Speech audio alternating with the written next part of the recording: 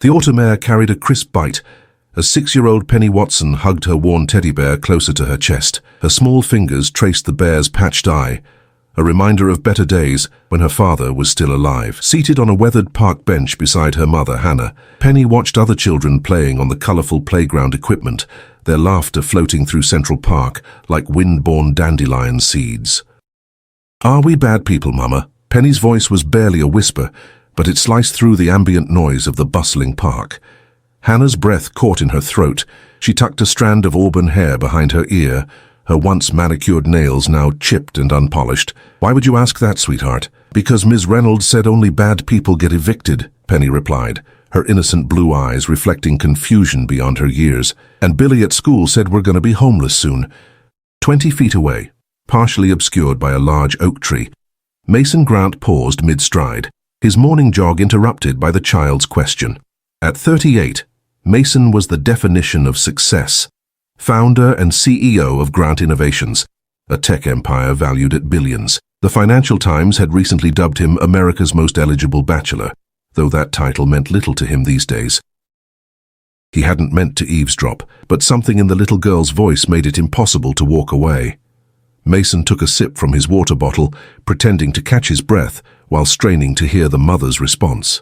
Hannah pulled Penny closer, wrapping her arm around the child's narrow shoulders. "No, baby, we're not bad people. Sometimes good people go through hard times, that's all." Mason noticed the woman's worn clothes, once quality pieces now faded from too many washes. Her shoulders slumped with invisible weight, yet dignity remained in her posture. Something about her sparked a distant memory he couldn't quite place.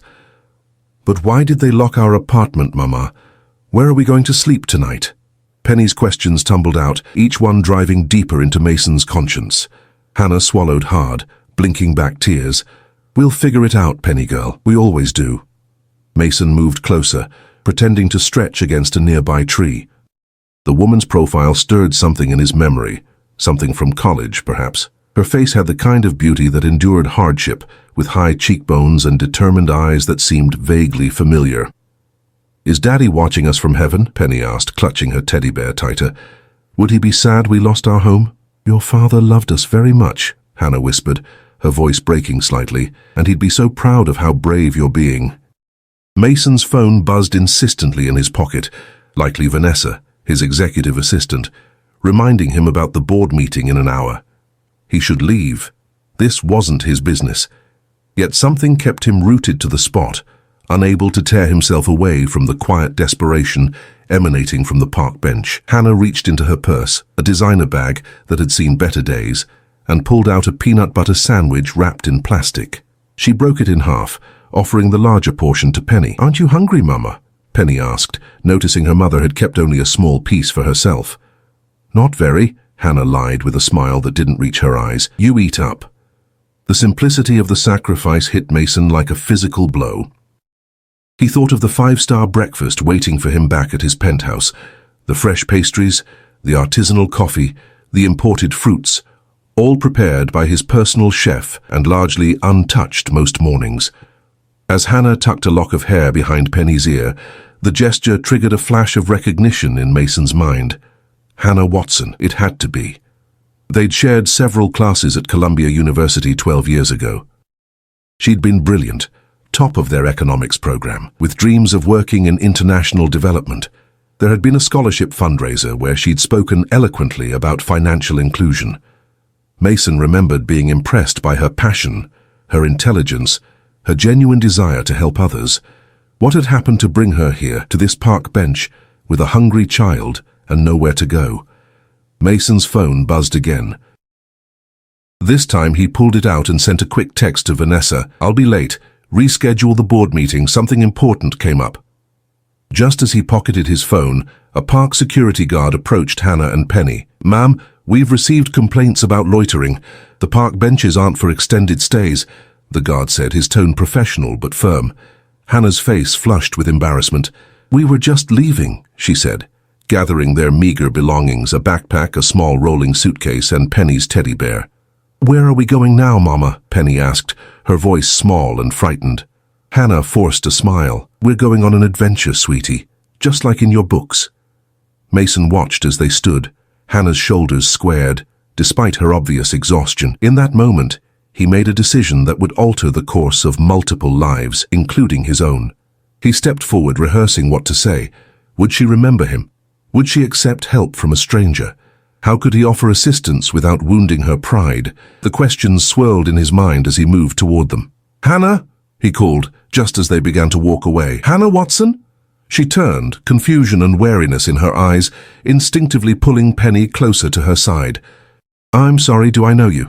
she asked, studying his face with the careful assessment of someone who had learned to be cautious. "Mason Grant. We were at Columbia together," he said, suddenly feeling strangely nervous. "Economics program? Professor Harrington's advanced theory class?" Recognition slowly dawned in her eyes, followed quickly by embarrassment. "Mason. Yes, of course." Her hand self-consciously touched her hair, then dropped to Penny's shoulder. "It's been a long time." "Too long," Mason agreed, trying to sound casual while desperately searching for the right words. "I was just about to grab some coffee and noticed you. Would you—" He glanced at Penny, whose curious eyes darted between the adults. "Would you both like to join me for old time's sake?" Hannah hesitated, pride warring with necessity on her face. Penny looked up at her mother, then at Mason, then at the teddy bear in her arms, as though consulting it for advice. "We wouldn't want to impose," Hannah said finally, the polite refusal of someone unaccustomed to accepting help. Mason smiled, realizing he needed to give her a reason to say yes, one that preserved her dignity. "Actually, you'd be doing me a favor. Board meetings are insufferable, and I've just found the perfect excuse to be fashionably late." A small smile tugged at the corner of Hannah's mouth, the first genuine one he'd seen from her. It transformed her face, briefly illuminating the bright, determined woman he remembered. "Well, if it's helping you play hooky from work," she began. "It absolutely is," Mason assured her, then knelt to Penny's eye level. "And I happen to know this great cafe that makes hot chocolate with extra marshmallows. Would you like that?" Penny looked to her mother for permission, before nodding shyly. As they walked toward the park exit, Mason could feel the weight of Hannah's unasked questions. Why was he really helping them? What did he want in return? He'd have to earn her trust, and that wouldn't happen overnight. But for now, at least they were walking toward warmth and food instead of uncertainty. What Mason didn't know, couldn't know, was that his impulsive decision to approach them would unravel secrets that had been buried for years, secrets that connected their lives in ways none of them could imagine. And the question that had first caught his attention, "Are we bad people, Mama?" would come to haunt him in ways he never expected. The cafe bustled with morning patrons, the aroma of freshly ground coffee beans and buttery pastries filling the air. Mason guided Hannah and Penny to a quiet corner booth away from the windows, noticing how Hannah's eyes darted nervously around the upscale establishment. Penny climbed onto the plush leather seat, her teddy bear still clutched tightly to her chest, her eyes wide at the elegant surroundings. "This place is fancy," she whispered to her mother. Like in the princess movies, Hannah smoothed Penny's unruly blonde curls, a gesture Mason recognized as one of nervous affection. "Remember your manners, sweetheart." "I have a niece about your age," Mason said to Penny, though it was a white lie. His sister's daughter was nearly 10, but he needed a way to connect with the child. "She loves their hot chocolate, says it tastes like melted candy bars." When the waitress approached, Mason ordered coffee for himself and Hannah, hot chocolate for Penny, and one of everything from the bakery display despite Hannah's protests. "Columbia seems like another lifetime ago," Mason said once the waitress departed, carefully steering the conversation away from their current circumstances. "You were going to revolutionize microfinance, as I recall. You had that brilliant thesis on community-based lending models." Hannah's fingers tightened around her napkin. "You remember that?" "Of course. Professor Harrington practically framed your paper, said it was the most innovative approach he'd seen in 20 years of teaching." A ghost of pride flickered across Hannah's face before disappearing behind the mask of exhaustion. Life takes unexpected turns. "Mama was a big-shot banker," Penny interjected, pronouncing banker with exaggerated importance. "She had a desk with her name on it and everything, before Daddy got sick." Hannah placed a gentle hand on Penny's arm. "Penny, Mr. Grant doesn't want to hear about—" "Actually, I'd like to know," Mason said softly. "If you're comfortable sharing." The waitress returned with their drinks and an enormous platter of pastries. Penny's eyes widened at the sight, but she waited until her mother nodded before reaching for a chocolate croissant. Hannah took a sip of her coffee, closing her eyes briefly as the warmth and caffeine worked their way through her system. When she opened them, there was resolve in her gaze. Robert, my husband, was diagnosed with aggressive pancreatic cancer 3 years ago. We thought our insurance would cover most of it, but... She shrugged, the simple gesture conveying volumes about the failures of the healthcare system. The experimental treatments weren't covered. We maxed out credit cards, took a second mortgage on our home, emptied our savings. "I'm so sorry," Mason said, genuine empathy in his voice. "He fought hard," Hannah continued, her eyes focused on some distant point beyond Mason's shoulder. "For 2 years, longer than the doctors predicted, but the bills kept coming even after he was gone. I tried to keep up with everything. The mortgage, Penny's school, the medical debt. I was working at First National as a senior loan officer, but they downsized," Mason finished for her, familiar with the recent restructuring at several major banks. Hannah nodded. "6 months ago. I've been piecing together consulting work, but without childcare for Penny." She glanced at her daughter, who was happily demolishing a second pastry, chocolate smeared across her cheek. "Yesterday they changed the locks on our apartment." Mason felt a surge of anger at the system that could so easily discard someone like Hannah, brilliant, hard-working, caught in circumstances beyond her control. "Where were you planning to go?" he asked carefully. "The women's shelter on 42nd has a waiting list. I have a friend who might let us crash on her couch for a few days, but she's got roommates and it's complicated." Hannah's matter-of-fact tone couldn't disguise the fear underneath. "We'll figure something out. We always do, right, Penny girl?" Penny nodded solemnly as though this were a familiar mantra between them. Mason made a decision then, one that would alter all their lives. "I have a proposition for you, but I want to be clear. It comes with no strings attached. You can say no and we'll still figure out a safe place for you both tonight." Hannah's expression immediately grew guarded. "What kind of proposition?" "My company has been looking for someone to head our new Community Impact Division. We're launching micro-lending programs in underserved neighborhoods, starting right here in New York." It wasn't a complete fabrication. He'd been considering such an initiative for months but hadn't moved forward with it yet. "Based on what I remember of your work, you'd be perfect for it." Hannah stared at him, disbelief etched across her features. "You can't be serious. You haven't seen my work in over a decade. You don't know my qualifications now. Then show me," Mason challenged gently. "I have a guest apartment in my building downtown. It's sitting empty. Stay there while you interview for the position, put together a proposal. If it doesn't work out professionally, no hard feelings, and you'll at least have a stable place to regroup." "Why would you do this?" Hannah asked, suspicion edging her voice. "We haven't spoken in years. You don't owe us anything." Mason considered his answer carefully.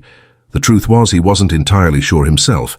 Was it guilt over his own privilege? A genuine desire to help, or something more? A connection to this woman he'd once admired from afar, but never had the courage to approach romantically. "Let's just say I'm in a position to help and I'd like to." He reached for his phone. "At least let me arrange a hotel for tonight while you think about it." Hannah's eyes glistened with unshed tears. "We're not a charity case, Mason. I never thought you were," he replied quietly, "but everyone needs help sometimes." Penny, who had been following the adult conversation with the intuitive understanding of children who faced hardship, suddenly spoke up. "Daddy said sometimes angels don't have wings, they just have kind eyes." She studied Mason solemnly. "You have kind eyes." The simple observation disarmed both adults, breaking the tension.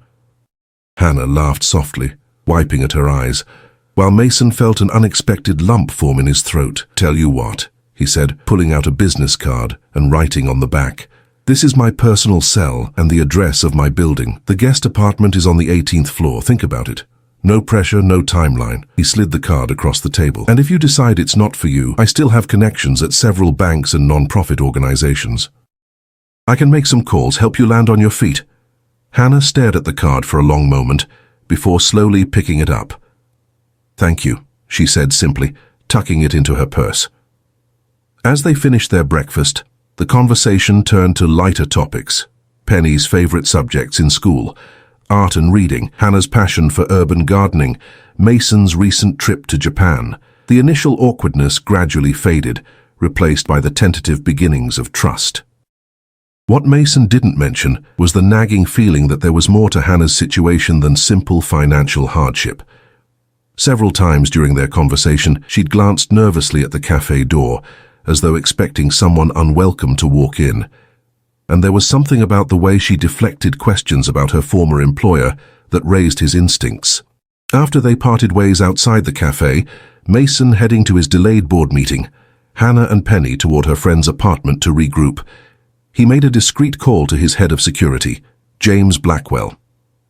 "I need a background check," he said quietly, watching Hannah and Penny disappear around a corner. "Full workup, particularly her employment history at First National Bank, and I want to know why someone with her qualifications couldn't find another position in this market." Mason knew he was crossing a line, investigating Hannah without her knowledge, but the protective instinct that had awakened in him that morning in the park wouldn't let go. There was a story here beneath the surface, and something told him that Hannah and Penny might be in more trouble than simple eviction. What he couldn't possibly know was that his innocent act of kindness had already set in motion a chain of events that would expose dangerous secrets, threaten his own carefully constructed world, and ultimately force him to question everything he thought he knew about success, justice, and redemption. As his town car pulled away from the curb, Mason didn't notice the dark sedan that had been parked across from the cafe, or the man inside who raised a camera with a telephoto lens, capturing images of Hannah and Penny walking away. 3 weeks later, Hannah sat cross-legged on the plush carpet of the guest apartment, surrounded by spreadsheets and proposal drafts. Sunlight streamed through floor-to-ceiling windows, illuminating the spacious living area that had become their temporary home. On the coffee table, her laptop displayed financial projections for the community lending program she was developing for Grant Innovations. "Higher, Mama! Push me higher!" Penny's delighted squeals floated in from the balcony, where Mason was pushing her on the small swing he'd installed last weekend, a surprise that had brought the first real joy to Penny's face since they'd moved in. Hannah watched them through the glass doors, a complex mix of emotions swirling inside her. Gratitude, certainly, for Mason's generosity, wariness still about his true motivations, and something else, a warmth that blossomed whenever she saw him with Penny, a feeling she'd ruthlessly suppressed since the moment she recognized him in the park. The apartment phone rang, startling her from her thoughts. Few people had this number. "Hello? Ms. Watson, this is Edward from security. There's a gentleman in the lobby insisting on seeing you. He claims to be from your former employer. I informed him that residents don't accept unscheduled visitors, but he's quite persistent." Hannah's blood turned to ice. "Did he give a name?" "Victor Collins. He says it's an urgent matter regarding your previous position." Her fingers tightened around the receiver. "Under no circumstances should he be allowed up. Please tell him I'm not available." "Of course, Ms. Watson. Would you like us to escort him from the property?" "Yes," she said firmly. "And Edward, if he returns, please notify me immediately." Hannah hung up, her hands trembling slightly. Through the glass doors, she could see Mason lifting Penny off the swing, both of them laughing. She couldn't drag them into her mess. She'd have to tell Mason the truth, or at least part of it, before Victor found another way to reach her. Later that evening, after Penny had been tucked into bed with a story, Hannah found Mason in the kitchen, uncorking a bottle of wine. "I thought we could celebrate," he said, smiling as he poured 2 glasses. "The board unanimously approved your proposal this afternoon. The Community Lending Initiative gets full funding, starting next month. And they want you to run it." Hannah accepted the glass but didn't drink. "Mason, that's incredible. But there's something I need to tell you." His smile faded at her tone. "What's wrong?" "Someone from my old bank came looking for me today. Victor Collins. He's not someone I want to see." She took a deep breath. "I wasn't completely honest with you about why I left First National." Mason set his glass down, giving her his full attention. "I'm listening." "I didn't just get downsized. I was pushed out after I filed a report with compliance." She paused, gathering her courage. "I found irregularities in several large corporate accounts, money moving through shell companies, loans approved without proper documentation, interest rates manipulated. You discovered a money laundering operation," Mason said quietly. Hannah nodded. At first I thought it was just sloppy paperwork, but when I dug deeper, I found connections to offshore accounts and patterns that suggested the money was being cleaned before moving to legitimate businesses. When I took my findings to my supervisor, I was told to drop it. When I refused, they fired you. Technically, I was part of a restructuring, but yes. 2 days later, my company email was deactivated. My security clearance revoked and my personal files were confiscated. Her voice hardened. But I kept copies, backed up everything to an encrypted drive. I didn't know what to do with it. These are powerful people, Mason. Then Robert got sick and fighting a corporate giant wasn't my priority anymore. Mason's expression had grown increasingly troubled. And this Victor Collins, was he part of the scheme? He's the bank's head of security, former FBI agent. The day after I was terminated, he came to my house ostensibly to retrieve my company laptop, but he searched my home office, claimed he was making sure I hadn't taken company property. Her voice dropped to a whisper. He threatened me, Mason. Not directly, but he made it clear that pursuing the matter would have unfortunate consequences for my family. Mason's jaw tightened. Why is he looking for you now, after all this time? I don't know. Unless... Hannah paled. The external hard drive with the evidence. It's in our apartment, was in our apartment. When we were evicted, your belongings would have been put in storage or disposed of, Mason finished grimly. And if Collins was monitoring your situation, he might have access to it now. Hannah stood abruptly, pacing the kitchen. I should never have stayed here. I've put you and Penny at risk. We need to leave. Mason stepped forward, gently catching her arm. Hannah, slow down. My building has the best security in Manhattan. Collins won't get near you or Penny here. You don't understand, she insisted, pulling away. These people aren't just white-collar criminals. The money I traced, it's linked to some dangerous organizations, international groups that don't hesitate to eliminate problems. All the more reason you shouldn't face this alone, Mason argued. He hesitated, then continued more softly. There's something I need to tell you too. I had my security team run a background check on you after we met. Hannah stiffened. You investigated me. I was concerned. Something didn't add up about your situation. He raised his hands placatingly at her expression. I know it was a breach of trust, and I'm sorry. But what we found confirms everything you're telling me now, plus more. The accounts you flagged? They're connected to Meridian Global Holdings. Hannah sank back against the counter. Meridian. They're one of the largest clients at First National. They have interests in everything from real estate to pharmaceuticals. And their CEO, Richard Davenport, sits on the board of First National, Mason added. My team found something else. 3 other bank employees who raised concerns about irregularities in Meridian's accounts over the past 5 years. One died in an accidental drowning. One disappeared while on vacation in Mexico. The third recanted their claims and was later found to have received a 7-figure deposit in a Cayman Islands account. The implications hung heavily between them.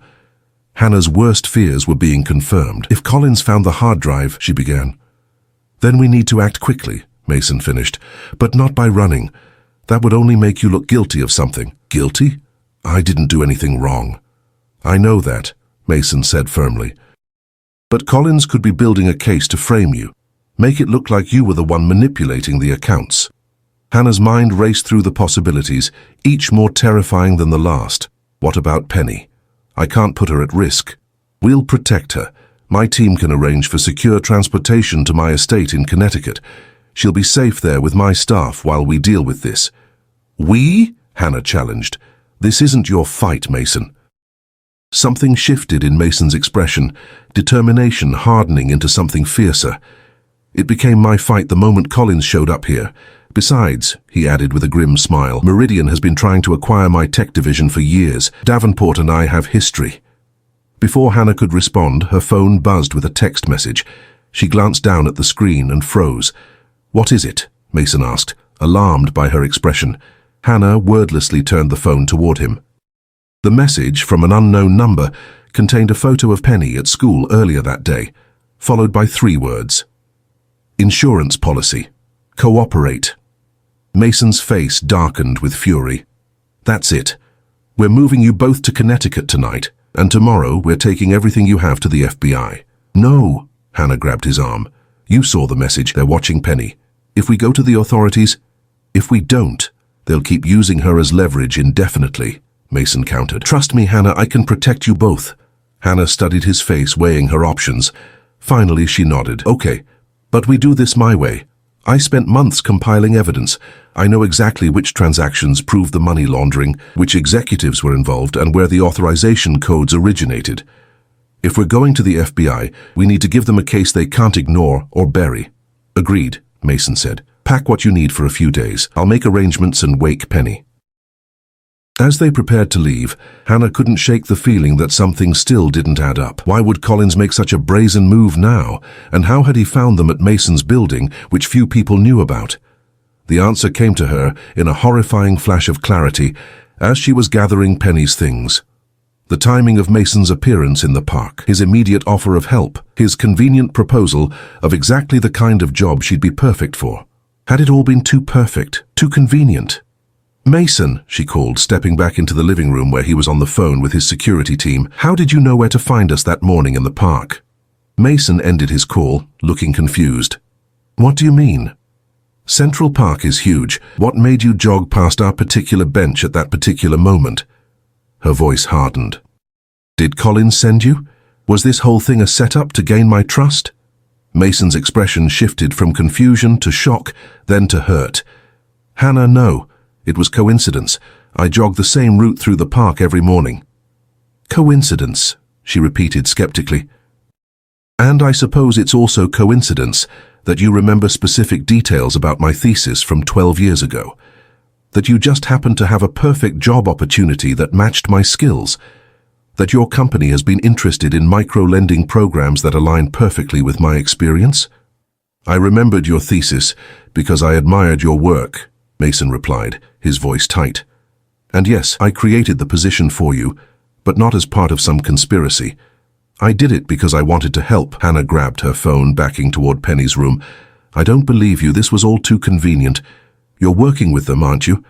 Maybe not directly with Collins, but with Davenport, with Meridian. Hannah, you're not thinking clearly. We don't have time for this. Collins threatened Penny. Don't use my daughter to manipulate me. Hannah's voice rose sharply before she caught herself, glancing worriedly toward the bedroom where Penny still slept. She lowered her tone to a fierce whisper. I'm taking Penny and leaving. Don't try to stop us. Mason stepped forward, then halted when he saw her expression. At least let my security team escort you somewhere safe, so they can report back our location. No, thank you. She retreated another step. I trusted you, Mason. That was my mistake.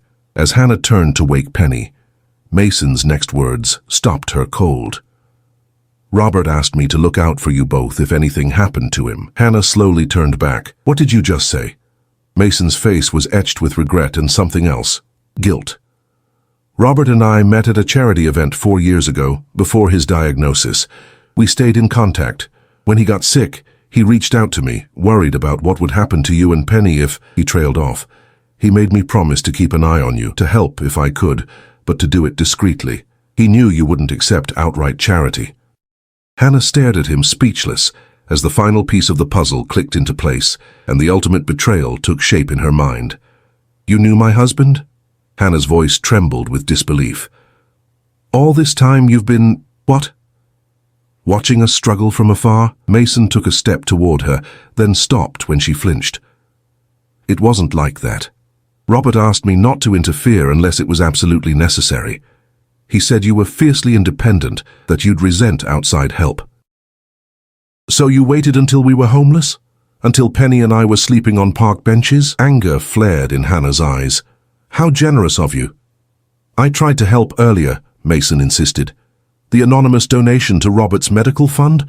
The mysterious scholarship that covered Penny's school tuition last year? The consulting job that coincidentally came through when you were 3 months behind on mortgage payments? Hannah stared at him as realization dawned. That was you. All orchestrated so you wouldn't know because that's what Robert asked of me. Mason ran a hand through his hair, frustration evident in his gesture. When I saw you in the park, I broke my promise to him. I was supposed to stay in the shadows, but I couldn't. Not when I saw what was happening to you both. The apartment phone rang shrilly, cutting through the tension.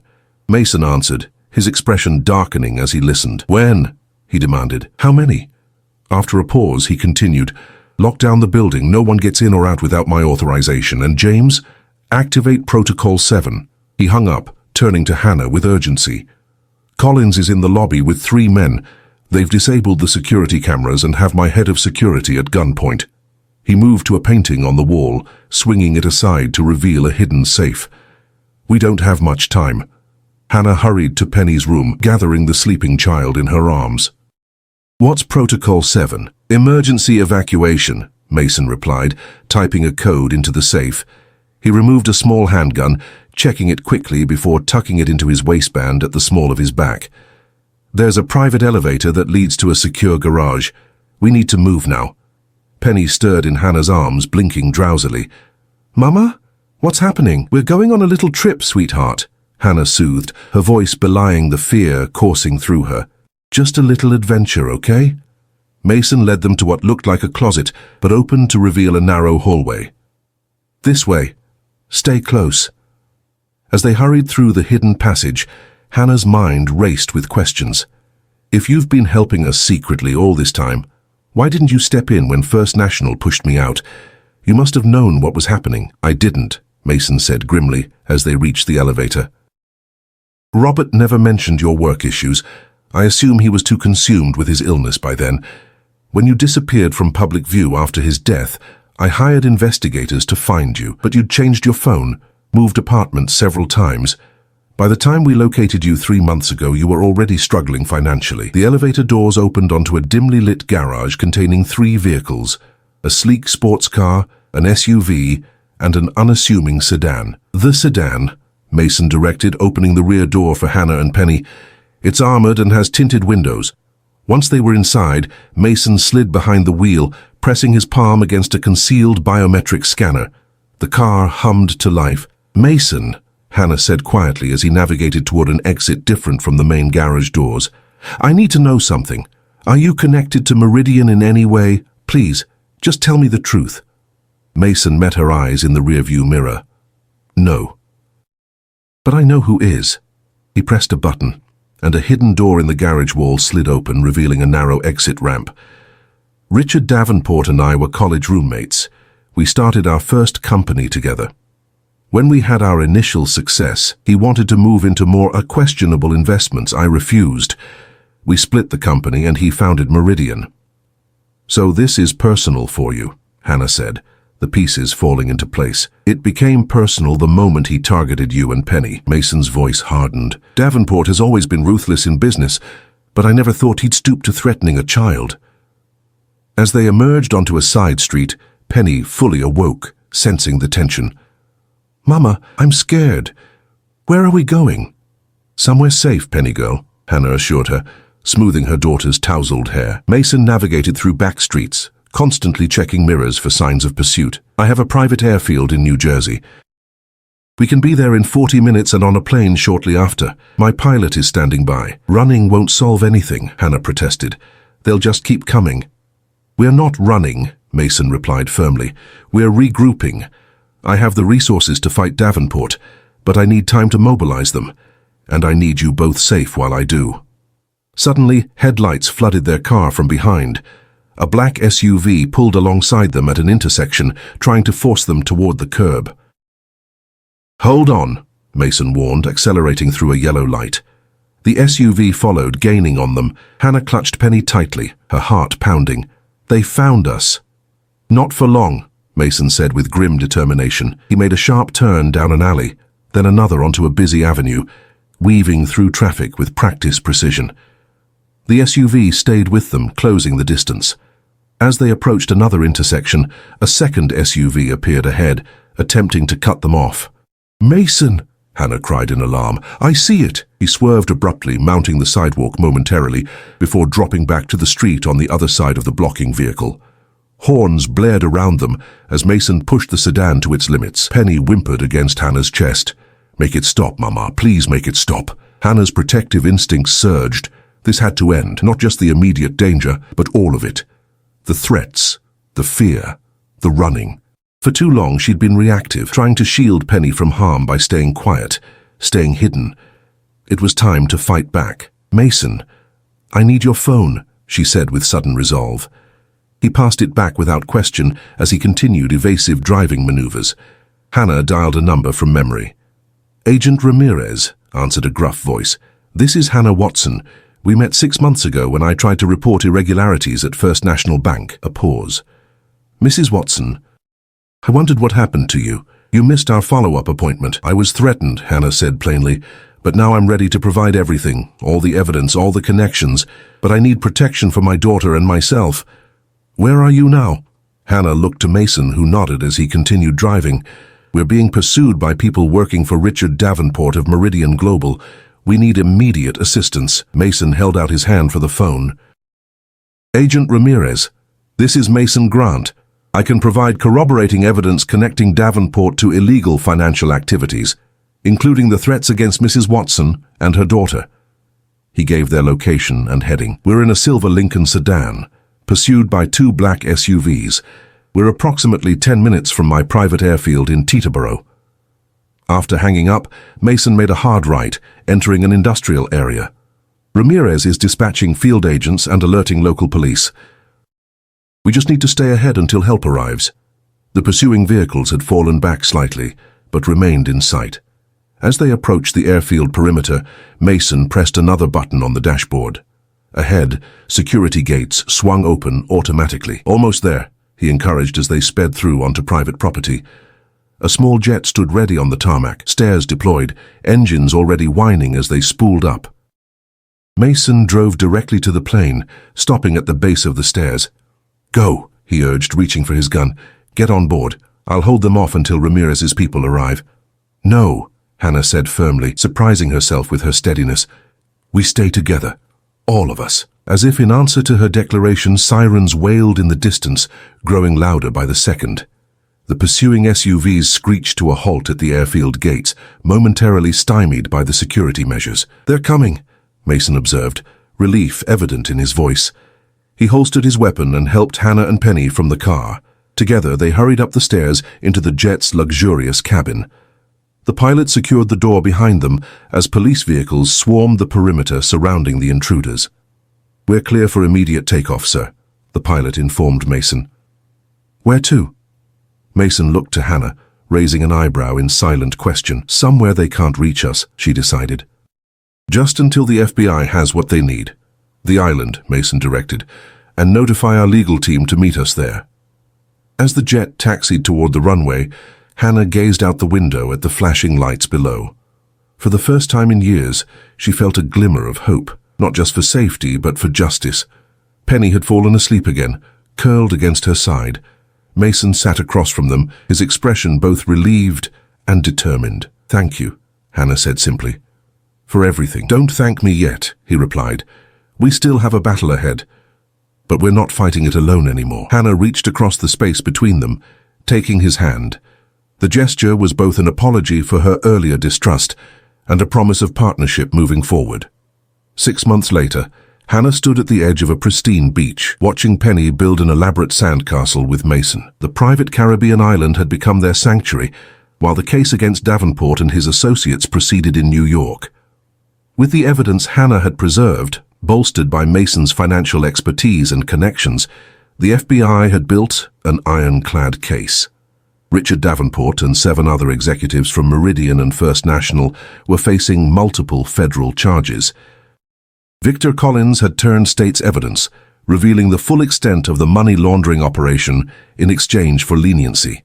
Hannah's phone buzzed with a text from Agent Ramirez. "Davenport denied bail. Trial set for June. You're clear to return whenever you're ready." She smiled, slipping the phone back into her pocket. They would return soon. Penny missed her friends, and Hannah was eager to fully launch the community lending initiative that had been operating remotely under her guidance. Mason looked up from the sandcastle, catching her eye with a questioning look. She nodded, and his answering smile warmed her more than the tropical sun. That evening, after Penny had been tucked into bed in her room in the beachfront villa, Hannah joined Mason on the terrace overlooking the ocean. "Ramirez says we can go home," she told him, accepting the glass of wine he offered.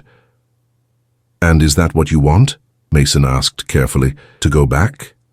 Hannah considered the question. Home had been an elusive concept since Robert's death, a series of increasingly desperate situations, culminating in that park bench where Mason had found them. "I want Penny to have stability," she said finally. "A real home, not just a place to stay. Friends, school, community. We can provide that here," Mason suggested. "Or anywhere else you'd like. Paris, London, Tokyo." Hannah laughed softly. "You make it sound so simple. It can be." He moved closer, taking her hand. "Hannah, these past months, watching you fight for justice, seeing your brilliance in action as you've built the lending program from here, getting to know Penny, they've been the best of my life. Mine too," she admitted quietly. "Despite everything." "Then let's build something permanent," Mason said earnestly. "Not just a program or a company, but a life, together." Hannah studied his face, the kindness in his eyes that Penny had recognized from the beginning, the determination that had saved them both, the gentle patience that had given her space to heal and find her strength again. "Robert would approve, you know," she said softly. "Of you. Of us." Mason's eyes glistened slightly. "I hope so. I promised him I'd look after you both, but this is more than I ever expected to find." Hannah leaned forward, resting her forehead against his. "When Penny asked me that day in the park if we were bad people, I was at my lowest point. I felt like I'd failed her, failed Robert, failed myself." "And now?" Mason asked. "Now I know we're not defined by what happens to us, but by how we respond." She smiled. "And by who stands beside us when things get hard." As moonlight sparkled on the gentle waves, Hannah kissed him, a promise of the future they would build together. A future where Penny would never again have to question her place in the world, where justice would prevail over corruption, and where love would transform 3 broken paths into one whole journey. The next morning, Penny found them making breakfast together in the villa's kitchen, their easy laughter and casual touches telling a story even a 6-year-old could understand. "Are we going home soon, Mama?" she asked, climbing onto a stool at the counter. Hannah exchanged a look with Mason before answering. "Yes, sweetheart, but home might look a little different now." Penny considered this, her young face serious. "Will Mason come too, if that's okay with you?" Mason replied carefully. Penny's solemn expression bloomed into a bright smile. "I knew it. I told Teddy you were our angel, even without wings." As Hannah watched her daughter launch into an animated conversation with Mason about their sandcastle construction plans for the day, she felt the final piece of her heart heal. From that desperate question on a park bench, "Are we bad people, Mama?" to this moment of pure joy, they had traversed an impossible journey, and somehow, against all odds, they had found their way home.